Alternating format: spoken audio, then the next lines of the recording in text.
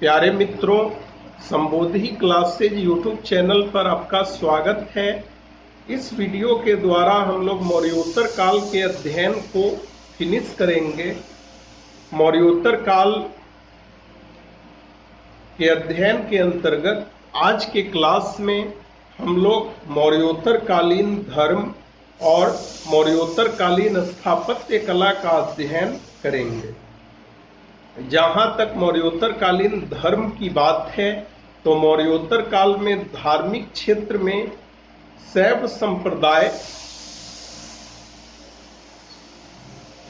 की पकड़ हमें देखने को मिलती है, या यूं कहे कि शैव संप्रदाय मौर्योत्तर काल का सर्व प्रमुख धार्मिक संप्रदाय था। हमारा शिव से प्रथम परिचय सिंधु घाटी की सभ्यता या हड़प्पा सभ्यता के दौरान होता है। ऋग्वेद में रुद्र की चर्चा देवता के रूप में की गई है। शिव को या शंकर को हड़प्पा सभ्यता के दौरान शिव कहा गया है, जबकि ऋग्वैदिक काल में शिव को रुद्र नाम से संकेतित किया गया है। श्वेताश्वर उपनिषद पहला ऐसा ग्रंथ है जिसमें शिव भक्ति या भक्ति का पहला उल्लेख प्राप्त होता है। वामन पुराण के अनुसार शैव धर्म के कुल मिलाकर 4 उप संप्रदाय हुए। पहला पाशुपत धर्म, दूसरा कापालिक धर्म, तीसरा कालमुख धर्म और चौथा लिंगायत धर्म। अब हम बारी बारी से इन सब के बारे में अध्ययन करेंगे। जहाँ तक पाशुपत धर्म की बात है या पाशुपत संप्रदाय की बात है, तो पाशुपत संप्रदाय को लकुलिस ने या नकुलिस ने चलाया था। पाशुपत संप्रदाय के अनुयायियों को पंचार्थिक कहा जाता था। लकुलिस का जन्म कायावरोहन में हुआ। यह क्वेश्चन एक बार यूपीएससी के एग्जाम में भी पूछे हुए हैं। लकुलिस का जन्म या नकुलिस का जन्म कायावरोहन में हुआ। लकुलिस को शिव का 28वां एवं अंतिम अवतार माना जाता है। लकुलिस के विचार पाशुपत सूत्र नामक ग्रंथ में हमें मिलता है। लकुलिस शिव को समस्त सृष्टि का कारण मानते थे और शिव को पति कहते थे। पाशुपत संप्रदाय के कुछ फीचर को हमारे लिए ध्यान में रखना अनिवार्य है। पहला फीचर, पाशुपत संप्रदाय के अनुयायी शरीर में भस्म मलते थे और भस्म पर ही सोते थे। यहाँ भस्म कहने का आशय राख से है, राख। दूसरा, पाशुपत संप्रदाय के अनुयायी गले एवं ओठों से जोर के साथ खींचकर हा हा का स्वर नाद करते थे। तीसरा, पाशुपत संप्रदाय के अनुयायी हुडुक्कार करते थे, अर्थात जीभ को तालू से लगाकर बैल की बोली की तरह आवाज उत्पन्न करना। चौथा फीचर पाशुपत संप्रदाय के अनुयायियों का था कि वे लंगरे लूले की तरह चलते थे।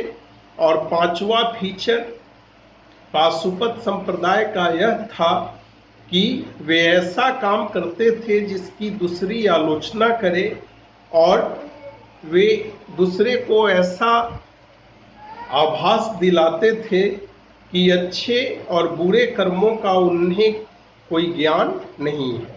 अब हम लोग कापालिक और कालमुख संप्रदाय का अध्ययन करेंगे।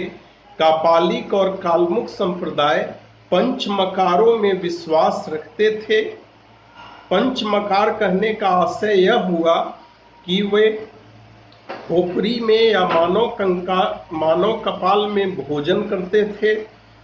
सौ की राख को शरीर में मलते थे, भस्म खाते थे, गदा धारण करते थे, सूरा पात्र रखते थे और सूरा पात्र में बैठे हुए देवता की उपासना करते थे। कापालिक संप्रदाय के इष्ट देव भैरव थे जो शंकर के ही अवतार माने जाते हैं। कापालिक संप्रदाय के अनुयायी भैरव को सृष्टि का सर्जक एवं संहारक या संहारकर्ता मानते थे। अब हम लोग लिंगायत या वीर शैव संप्रदाय के बारे में अध्ययन करेंगे। लिंगायत या वीर शैव संप्रदाय के प्रमुख सिद्धांत सबसे पहले हम देखेंगे। लिंगायत संप्रदाय के अनुयायी निष्काम कर्म पर विश्वास करते थे।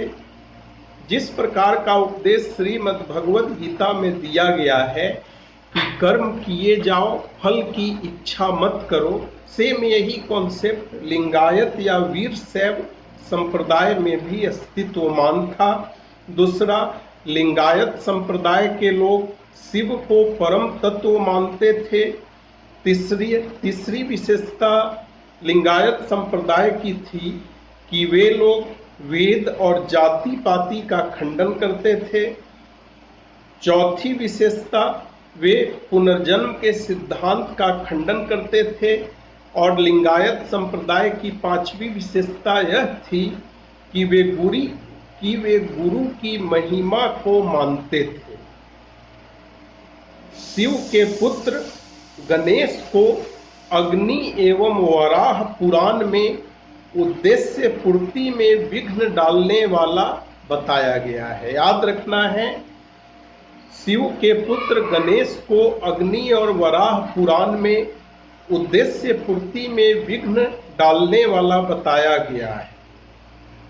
रामायण में स्कंद को पंचायतन देवता के अंतर्गत शामिल किया गया है। पंचायतन देवता के अंतर्गत गणेश, विष्णु, शिव, शक्ति एवं सूर्य आते हैं। एक बार फिर सुनिए, पंचायतन देवता के अंतर्गत गणेश, विष्णु, शिव, शक्ति और सूर्य आते हैं।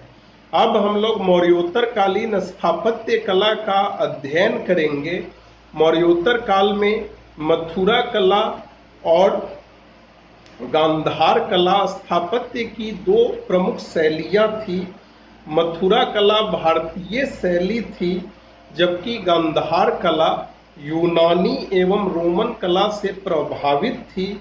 इसलिए गांधार कला को भारत यूनानी या भारत रोमन कला भी कहा जाता है।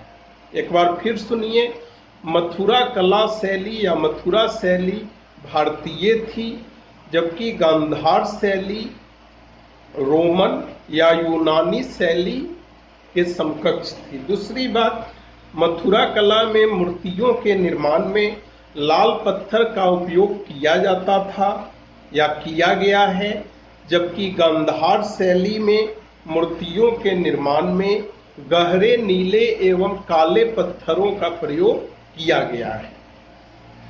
मथुरा कला और गांधार कला में तीसरा अंतर यह है कि मथुरा कला शैली के संरक्षक कुषाण शासक हुए, जबकि गांधार कला शैली के संरक्षक शक एवं कुषाण हुए।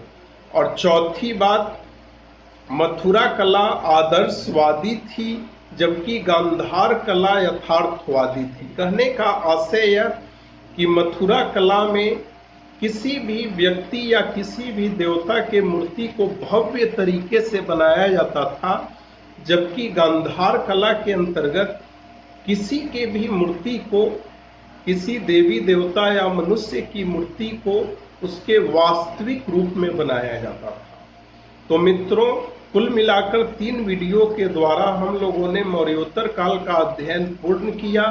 यदि आपको यह वीडियो पसंद आया हो तो आप अपने इस YouTube चैनल संबोधि क्लासेज को सब्सक्राइब कर दें, वीडियो को लाइक करें, वीडियो के कमेंट बॉक्स में कमेंट करें एवं अपने मित्रों के बीच शेयर करें।